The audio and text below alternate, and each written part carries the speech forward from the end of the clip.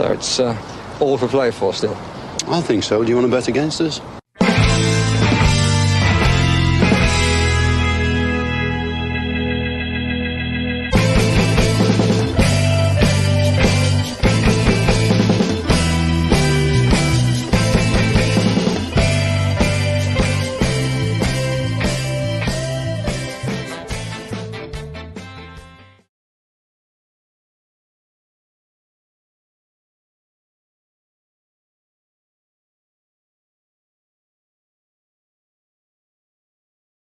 Hello, everybody, and welcome to For the Love of Paul McGrath podcast. And I have absolutely no idea what went on there.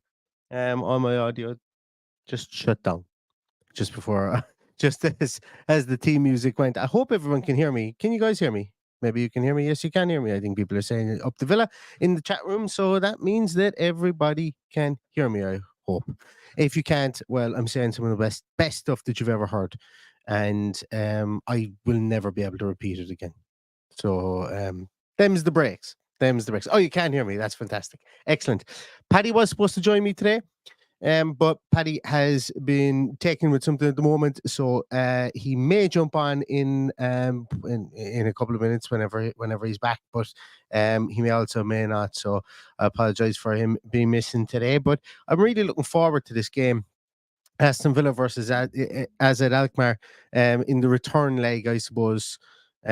From obviously Villa winning in ALKMAAR, and reason I'm really looking forward to it is I think that Aston Villa can seal their fate within this group tomorrow with a win. I think a win tomorrow is absolutely huge for Aston Villa, obviously coming back home, and it's like obviously a lot has been made in the last week about Villa's home form as opposed to their away form and stuff, and you know what, I'm not there yet, and it's not a huge thing for me. You know, a team in transition like this and a team that isn't the finished article is always going to have blips like we had against Nottingham Forest. I didn't get too into the weeds with regards to the whole let's question a lot of things about this, and you know, you've seen people look. I suppose one thing it really does kind of one thing last weekend's game really did kind of show me was that a pat in the back is only a couple of inches away from kick up the hole. Is what last week's game showed me. The week before, everybody was singing Unai Emery's play. Not Villa, outside of Villa fans. I'm not talking about Villa fans here. I'm talking about the greater footballing fraternity. Singing Unai Emery's praises. He was great. He was going to Manchester United. And then Monday morning, everybody was giving out about the High Line. Everybody outside of Aston Villa fans are giving out about the High Line. Yet then Ange Postecoglou plays a High Line with only 9 men, which was absolute crazy. Well, you know, they held their own against a poor Chelsea team, but the reason they held their own was because Chelsea couldn't get their act together until they went down to 9 men, and then in injury time, when Spurs were pushing for an equaliser, Chelsea went away and scored 2 goals.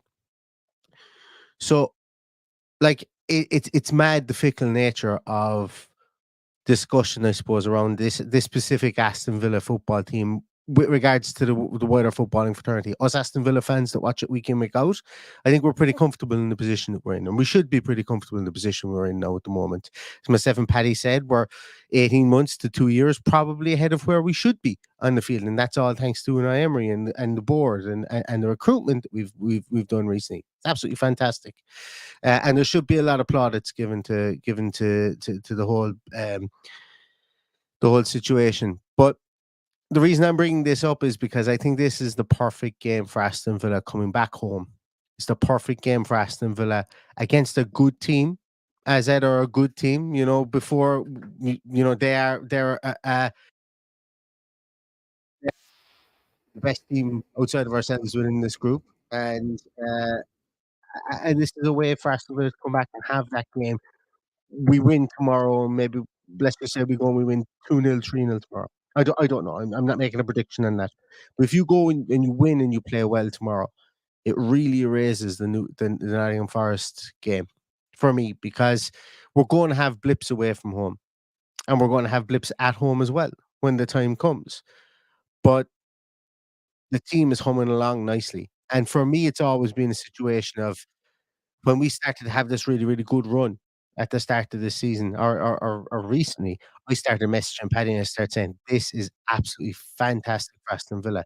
Get to January, and if we need to strengthen, because if we're having this run now, we can bring bodies in January, even if it's just 2 bodies. I think the team needs 2 more players. Not even in the first 11. I think the squad needs two more players of high quality to come in. And I think that this team is already cooking with gas. I think this team could be really formidable, if they got 2 more players in, and there will be more spoken about that. But I think that the prospects for this team in the next couple of months are very much predicated on good runs in Europe, and obviously getting back up on the horse against Fulham this weekend. So these next 2 games, I say, before we hit the international break this weekend, really, really important for Aston Villa. I don't think there's a lot of pressure on them, but I think they're important games, and I think they're games that the club and that the players, shall I say, and the coaching staff know are important games, because they really could shape where the month of December goes, after we come back from the international break. So the ALKMAAR game is obviously first up. It's up tomorrow, and I think if Aston Villa win this game tomorrow, I think Aston Villa qualify out of their group. Whether it's first or second, I don't really care. I just want to qualify out of the group, and get there, get to that second stage, get to the next portion of the dance, and see what happens from there on in. I think that Aston Villa should be going and looking at at this game tomorrow with,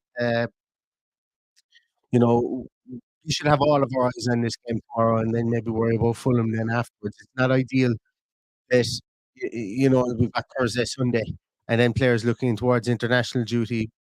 I suppose I should really have started off as well earlier on by saying congratulations to Douglas Luiz getting called up to Brazil, to the Brazilian squad, and some of the lovely words that the Brazilian said about him there. So, the players will have a lot in their minds over the next 6 to 12 days, 6 to 10 days, as they go through not only the Aston Villa games, but then onto the international sphere as well. Uh, and these 2 games come in close proximity. It's not ideal, but it's something that the club has shown, and the team has shown that they're able to maneuver. Albeit that sometimes our performances within Europe are not great. We've got the result against ALKMAAR. We got the result against Mostar. Now we need to replicate that result against ALKMAAR, and then look forward to Fulham afterwards, as well. So, I'm just bringing up 1 or 2 things here, because Unai Emery today, within the press conference, there was some worries maybe around Matty Cash after he came off against Forest, but everything looks okay with Matty Cash. Everything looks okay with Alex Moreno, no setbacks after being on the bench last weekend, so that's fantastic. We're gonna see him. Looks like John Duran is gonna be available as well. So the strength of squad once again is being strengthened by players returning from injury, which is superb to see. Um, not really gonna focus too much on what the team is gonna look like when it's laid out, because I think there will be some changes in this game. I think Diego Carlos will come back in this game. I wouldn't be surprised to see Leon Bailey will start, I would imagine. Um, wouldn't be surprised to see Tielemans in there. There was a lot spoken about Tielemans as well today by Unai Emery, with regards to his availability and how he's progressing as a player as well. So that's absolutely fantastic to see there too. Um, so there will be changes. It's just impossible to try and predict what the team is going to be. So I think I'm gonna stay away from that, but I do think there are going to be some changes. Um, one of the more interesting pieces is that AZ have only played 1 game since we beat them 4-1, and that was a 1-all draw against Excelsior. So prior to us playing AZ, they were on a massive run of winning games. Aston Villa arrive on and then beat them 4-1, and then ALKMAAR draw 1-all with Excelsior. It wasn't exactly the best day for them. A goal was scored, was Minions scored the goal for them, their midfielder. Vlitis didn't get in the score sheet. Couple of other things that have happened as recently as well as Laka, the left back that they had that was suspended for the game against Aston Villa. Actually, there was some shenanigans went on. Not shenanigans, but some shenanigans is actually really the wrong word. There was some courtroom and UEFA appeal shenanigans is what I meant going on there, whereby AZ appealed it, and something along the lines of where UEFA had never actually told him that they'd already upheld the decision previously for 2 games suspension. So AZ felt aggrieved about that. They wanted him back so that he could play. He's obviously not going to be there against Aston Villa, and that's good news for Aston Villa. That is good news for Aston Villa because he's quite a good player. Outside of that, at the weekend for ALKMAAR, all their big guns played. Um, their back four was actually there was a slight change in their back four. Bruno Martins Indy was in there. Sugawara played. Wolf played. Left back was actually quite poor. I watched a bit of this game. This is how I know. I watched a bit of the Excelsior and AZ game, and Wolf was left back that Aston Villa targeted in the last game, and he's the fellow who came out afterwards and said Aston Villa were one of the better teams he's ever played against with regards to how they performed within transition. And even though you knew what they were going to do, they were still hammering away at it. Looks like at the weekend against Excelsior, he was somebody that was targeted as well because the man who won actual man of the match was the right fullback. Um, this right fullback slash wingback, Boermans, I think his name was. He was up and down that right hand side, and he was attacking at Wolf, Mother Wolf, to beat the band down there all day. So I would imagine Aston Villa are going to look to try and have some sort of a dominance there, and look to try and have some sort of a foothold at that part of in that part of the field. So I would imagine that that's something that they're going to look at there as well. Um, as always, keeping Pavlidis quiet is going to be. My sound is dropping. Is my sound dropping? Somebody saying? Oh, someone plug in. What's going on with my sound? My sound is in and out. I don't know. Is this any better? Is this any better, everybody? I don't know. Anybody? Is this any better, everyone? I had little hands near my audio setup. Let me know.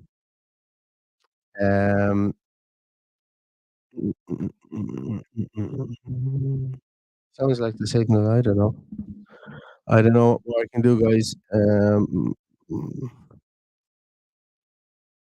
Robot every now and then. Okay. Okay. I don't know. I don't know what that is. Everything is looking okay on my side here. But you're missing all the good stuff. You're missing all the good stuff. Yeah, so keeping Pavlidis is quiet is going to be something that we're going to have to look at. Obviously, he's their main striker. Didn't score at the weekend. Didn't score against us the first day, but he was the man who was definitely getting the uh, getting Fred the lion's share of the ball. He was forced wide an awful lot against us the first day. And that wasn't something that it wasn't something that he wasn't comfortable doing. Sorry, he was comfortable doing it, but it wasn't something he wanted to do. They wanted him on the end of the ball, as opposed to having to go into the channels to get the ball. But that's where he was forced. And you know, it's it's it's it's something that we want to try and get him to do in the future, is push him out wide so that once he's out wide, he can he should in theory provide less of a danger to us as well. Um, so uh, guys, I have no idea what's wrong. I'm going to end the stream.